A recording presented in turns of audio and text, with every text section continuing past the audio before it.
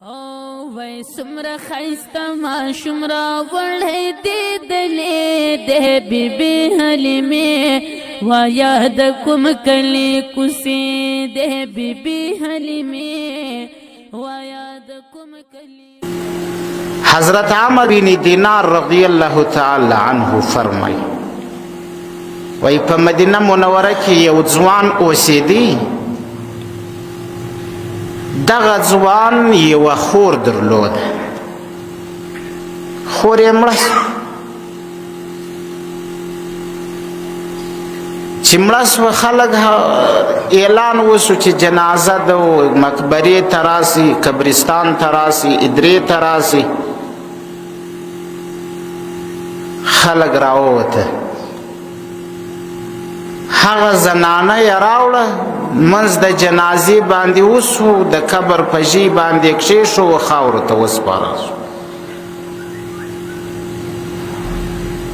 ماښام په وخت کې دې ځوان ته ور په یاد سوه د ده سوه یوه بټوه یا کاغذان په قبر کې ایله سوي دي، پاته سوي دي. اوس خو د خور قبر خلاصېدل دي، نو د هر چا سره خو اجازه نسته چې سړی ورته خبر کړي. نو داسې څوک یې خبر کړي چې هغه د ده د قریبانو سوه. قبر یې بیرته لڅ کړي، خاوره یې وغورځول. خښتې چې راپورته کړي، قبر د اور نه ډک دی، لمبې دي. د اور لمبې پر ګرځي. ژر یې بیرته خښته بنده کړه. اوس د الله تبارک وتعالی نظام دی. دا زموږ استاسو دا شناخته خلک دا هم داسې دي. دلی چې پلار و مور ورسره وي، ورور و خور ورسره وي، ډېرې ښه ځینې راځي. او که هغه پلار مړ سو، بیا نیمه ګانټه هم په کامره کې نه ورسره پاته کېږي، وایي زه ځینې بیریږم. کنې د هلته خو لا ډېر شی نه وي، هسې هغه روح د بدنه جلا سوی دی. بیا دا شناخته زامن د خپله پلاره څه بیریږي، دا شناخته ورونه د خپله وروره څه بیریږي. هغه لوڼې و زامن د پلار څه شپه بیا نه تېروي، په کامره کې نه تېروي، بیا وارخطا غوندې سي. اوس چې هلته سړی که ورور هم یې، که پلار هم یې، که زوی هم یې، که کور والا هم یې، که خور هم یې، که هر څونه تېر قریب وي، خو چې په قبر کې په عذاب باندې وویني، نو بیا ورته ټینګېږي دا قریب؟ نه ټینګېږي. چې کله یې دغه حالات ولیده، ځینې راوغورځېدې. چې راوغورځېدې، خښتې بندې کې خاوره یې ورپرې وهله.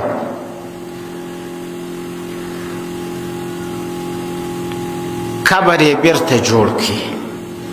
هغه ځوان سیده کور ته راغلی، کور ته. اوس د خور معلومات خو نو سړی د کلي والا څه نسي کولی چې دا زما خور په کوم مرض باندې اخته ده. نو خو راځي په کور کې به معلومات کوي، په کور کې به پوښتنه کوي. راغلی مور ته وایي، وای مورې دغه زما خور و ستا لور و څه عمل باندې مبتلا و؟ مور ورته درې خبرې راوړي، درې کاره یې وایي کول. یو کار یې دا کوئ چې وخت به ووتي، لمنځ یې کوئ. لمنځ یې پر وخت نه کوئ. ګورئ، او پیغمبر علیه الصلاة والسلام فرمایي اول ما يحاسب العبد في يوم القيامة الصلاة.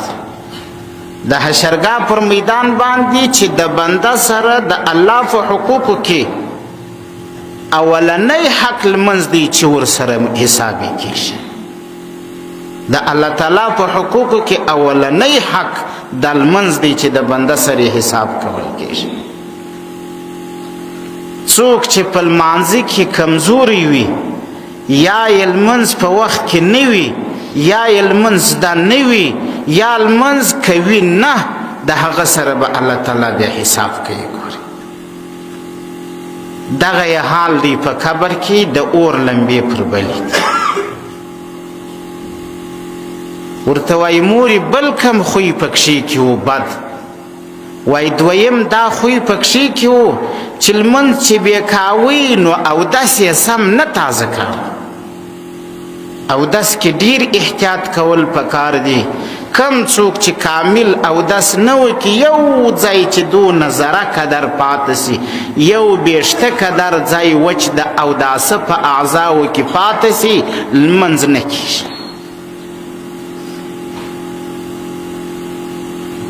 پیغمبر علیه الصلاة والسلام فرمایي د انسان پر بدن چې یو بیشته دی د دغه بیشته بیخ چې لوند نسی په غسل کې د جنابت دا غسل صحیح نه دی دا غسل نه صحیح کیږي. اوس چې غسل صحیح نسو نو خو لمونځ صحیح نسو. دویم خوی وای دا زما په خور کې هغه سپین سرې بیبي ورته وایي دا زما په لور کې دغه خوی موجود و چې دغه اودس یې سم نه کاوه. نو چې اودس ونه سو نو لمونځ یې کاوه یا خو بې اودسه سو نو لمونځ بې بې اودسه کاوه. دریم خوی پکې دا موجود و چې همسایګانو ته بې غوږ نیوی شیطانت یې کاوه. دا د دوو کسانو مابین کې به شیطانت کوي. پیغمبر علیه الصلاة والسلام فرمایي کم څوک چې د یو چا څه خبره پټوي نیش کاره کوي ته ورته راسې دغه پټې خبرې ته غوږ ونیسې د حشرګاه پر میدان به ستا په غوږو کې الله تعالی سرپ درڅڅوي ویلې سرپ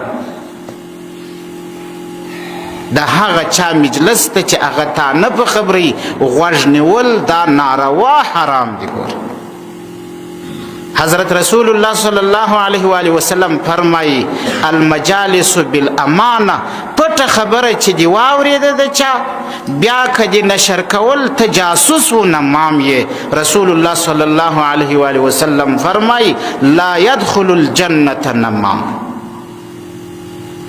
جاسوس او شیطان چغلگر دا الله تعالی جنت ته نه داخلي جنت ته نشي داخلي. دغه خوی په دې کې موجود و چې د همسایګانو خبرې ته بې غوږ نیوی هغه پټې خبرې به بیا نقل کولې یو بل ته به خورولې د چا پټ اسرار ویل د چا پټ خوی ښکاره کول دا اجازه چیرې هم نشته چیرې هم نشته. زموږ په زمانه کې نارینه زنانه ټول په دې مرض مبتلا دي. اورېدلی شی نه یې بیا یې خور کړی هلکه دا پټ سیر دی دا ولې وایې یا پر تا باندې خلک اعتماد و بروسه وکړي یو خبره درته ښکاره کړي ته بیا ناست یې بل کې خورئ. دا جاسوسي ده دا نمامت دی. الله رب العزت نمام په جنت کې نه پرېږدي نشي داخله. د دې شیانو څخه ځان ساتل پکار دی. ګوره هغه کې دغه خوی موجود و د پخوا زنانه د پخوا نارینه په سیر کې دومره ټینګ وه چې ګر سر یې آل چاته نه وه دومره یې سیر سم ساتي. پیغمبر علیه الصلاة والسلام په حال د زکندن کې پروت دی. بیبیانی ورسره ناستې دي د رسول الله صلی الله علیه وسلم خپلې بیبیانی د پیغمبر علیه السلام سره په دې مجلس کې په دغه حالت کې د مرض خپله لور حضرت فاطمه الزهرا رضی الله تعالی عنها ورسره ناست. پیغمبر علیه الصلاة والسلام حضرت فاطمه الزهرا ته اشاره کوي لږ رانږدې سه چې حضرت فاطمه الزهرا رضی الله تعالی عنها ورته رانږدې سوه. پیغمبر علیه السلام په غوږ کې یو خبره خپلې لور ته وکړه دی وژړل چې ویژړل وروسته بیا اشاره ورته وکړه رانږدې سه بله خبره یې په غوږ کې پټه ورته وکړه دی وخندل چې ویخنده حضرت ام المؤمنین د مسلمانانو مور حضرت عائشه صدیقه رضی الله تعالی عنها دلته ناسته ده. هغه وایي ما راکش که حضرت فاطمه الزهرا رضی الله تعالی عنها وایي ورته ومې ویل چې بیبي څه درته وویل؟ پیغمبر علیه السلام چې یار دې وژړل او بیا دې وخندل، وایي دې راته وویل چیرې به د بابا حال نه وایم، دا پټ سر دی که ته په خبره ولای نو بیا به ما ته په غوږ کې نه ویلی رسول الله صلی الله علیه وسلم. دا عقلونه وه، دا د زمانو عقل و. زموږ د زمانې دا څه چم کوي، په شوشا باندې پوهېږي ولیکن سر د یوې خبرې نسي ساتلی. شیطانت یې هغه کار دی چې نارینه و زنانه به په جنگ کې سره واچي، نارینه و نارینه قوم قوم ته به بدۍ جوړې کړي. دا حال. او رسول الله صلی الله علیه وسلم وایي د جاسوس و د نمام ځای په جنت کې نشته. لا يدخل الجنة نمام. جنت ته جاسوس شیطانت کوونکی نشي داخلېدلی. دا خو د رسول الله صلی الله علیه وسلم د خولې وینا. د حضرت رسول الله صلی الله علیه وسلم پر خبره باندې اعتماد کول پکار دی. دا یې لور د څومره حال فټ ساتي، د پلار خبره نه ښکاره کوي، سره د دې چې هغه د رسول الله بیبیانې دي، د رسول الله بیبیانې هم نه په خبرې. حضرت رسول الله صلی الله علیه و آله وسلم د دنیا څخه ولاړ. پیغمبر علیه السلام چې د دنیا څخه ولاړ څه زمانه په مابین کې تېره سوه. حضرت عائشه صدیقه رضی الله تعالی عنها حضرت فاطمه الزهرا ته وایي رضی الله تعالی عنها، ورته وایي چې په هغه ورځ باندې رسول الله درته څه خبره وکړه، اوس خو راته وکړه، هغه وخت کې که دې نه کول. حضرت فاطمه الزهرا رضی الله تعالی عنها ورته وایي ما ته پلار اوله خبره دا وکړه، ویل ته به نن بې پلاره سې، زه نن د دنیا څخه ځم ته به بې پلاره سې. وایي ما وژړل. دویم وار رسول الله صلی الله علیه وسلم په غوږ کې راته دا خبره وکړه، وایي غم مه کوه، 6 میاشتې بعد زما په ټول خاندان کې اول کس ته یې چې راپسې رابسې. وایي ما وخندل، خوشحاله سوم چې په رسول الله صلی الله علیه وسلم پسې به ولاړه سم د خیر. دا انسانان و د دې امت، دا سرمایه و د دې امت چې د مرګ زیری دې ورکړی وای خندلی. زموږ د مرګه څه بیریږي چې اوس به سپین ږیري ته سپین سري ته ووایه رب باندې راځي، څه وایي زه مړه کېږم 6 میاشتې بعد کال ور وښیي 15 کاله بعد والله کې بیا د دې مسجد ته وباسي چې 15 کاله بعد مرې. زموږ د زمانې خلک داسې دي که نه؟ او دغې خو د مرګ یو سکنټ معلوم نه، یو سکنټ معلوم نه دی چې زموږ عمر څونه ستا. د مرګه بیریدل پکار نه دي، ورته خندل پکار دي. خو هغه خلک به ځینې بیریږي چې ګریزي ورسره، چا سره چې ګریزي هغه د مرګه بیریږي، د چا سره چې ګریزي نه هغه د مرګ ته خاندي. حضرت فاطمه الزهرا ته چې کله رسول الله صلی الله علیه وسلم خبر ورکوي خاندي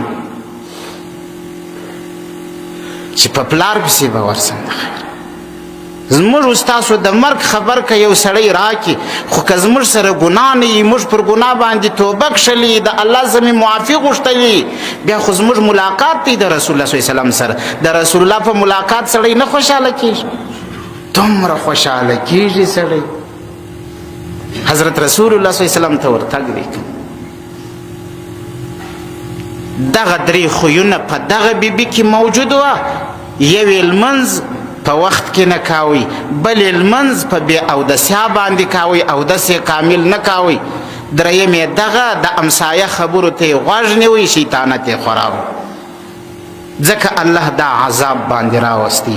کم څوک چې بې توبې مړ سي، پر ګناه باندې توبه ونه کاږي، د هغه ګناه انجام عذاب دا به بیا څه کې، دا به بیا